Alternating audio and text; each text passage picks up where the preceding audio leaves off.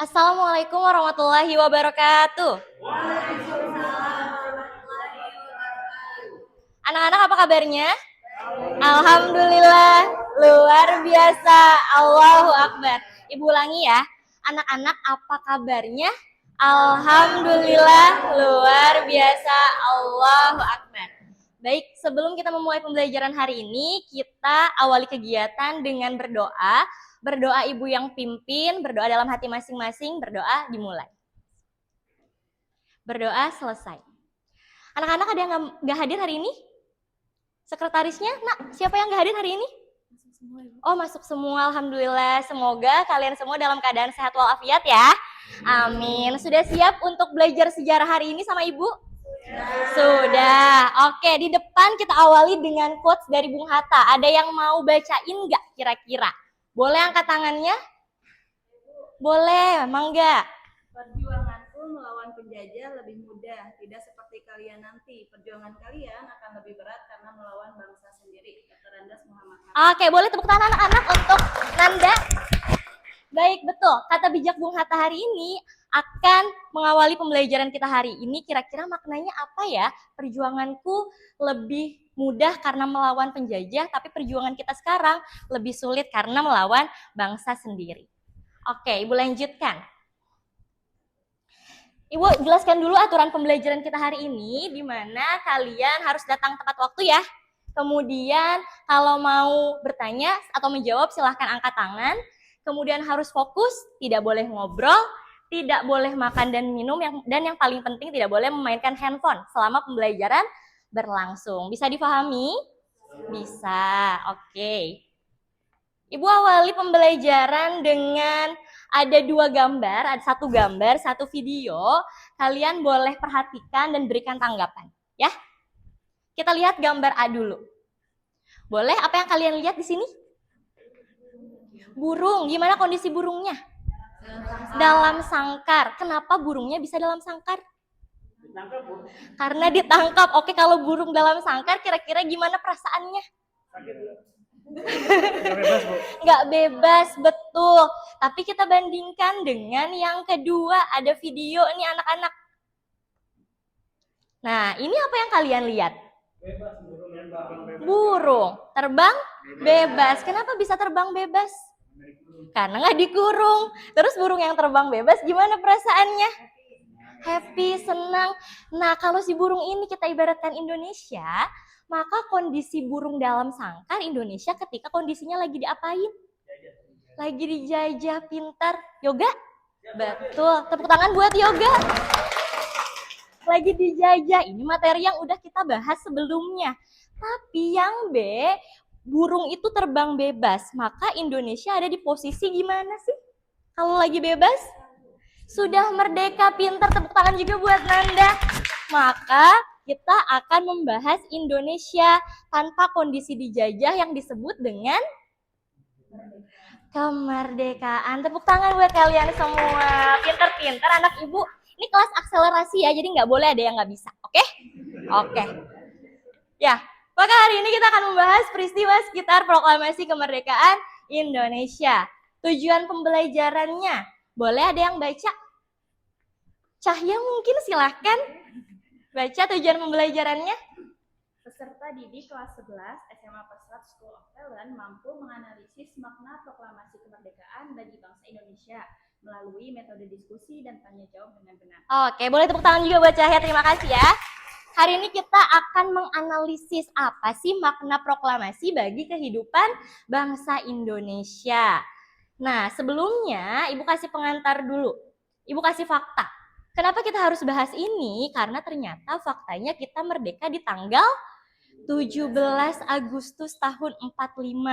Harusnya kita nyanyi, tapi karena waktu kita terbatas, kita lanjut ya. Oke, nyanyinya nanti aja pulang sekolah. Oke, berikutnya. Apa sih proklamasi? Proklamasi ini adalah pemberitahuan resmi kepada seluruh rakyat. Ini Ibu ambil definisinya berdasarkan KBBI. Kalau merdeka, ada yang mau jawab? Kalau kemerdekaan kira-kira apa definisinya? Boleh Tony, silakan. Kemerdekaan? Definisinya? Betul, definisinya. Definisinya kebebasan. Kebebasan, betul sekali, bebas dari Dari penjajahan, betul. Maka kalau kita gabungkan, proklamasi kemerdekaan adalah suatu kondisi di mana kita mengumumkan, menyatakan bahwa bangsa Indonesia bebas dari penjajahan. Sampai sini bisa dipahami? Bisa ya. Kemudian, sebenarnya ini Ibu udah ajarin di pertemuan sebelumnya, tapi Ibu bacakan secara singkat saja ya. Apa sih yang menyebabkan kita melakukan proklamasi? Yang pertama, Jepang kalah. Jepang kalah kenapa? Karena ada peristiwa bom atom di mana? Hiroshima dan Nagasaki. Pintar. Nah, terus alurnya supaya kita bisa sampai ke pembacaan proklamasi ada apa aja sih? Tanggal 12, Soekarno, Hatta, dan Rajiman bertemu Terauchi di Dalat, Vietnam. Karena kondisi Jepang sudah terdesak karena kalah. Ke tanggal 14 Agustus, Jepang menyerah tanpa syarat kepada Sekutu. Kalau 15 apa itu bacaannya? Iya, Indonesia statusnya vacuum of power, artinya terjadi kekosongan kekuasaan, di mana Jepang nggak boleh ngapa-ngapain lagi nih, karena posisinya sudah kalah. Inilah kesempatan yang kita pakai untuk bisa deket nih sama proklamasi kemerdekaan. Ada peristiwa yang namanya Rengas Dengklok, di mana Soekarno-Hatta bukan diculik, ingat, tapi dijemput paksa oleh pemuda.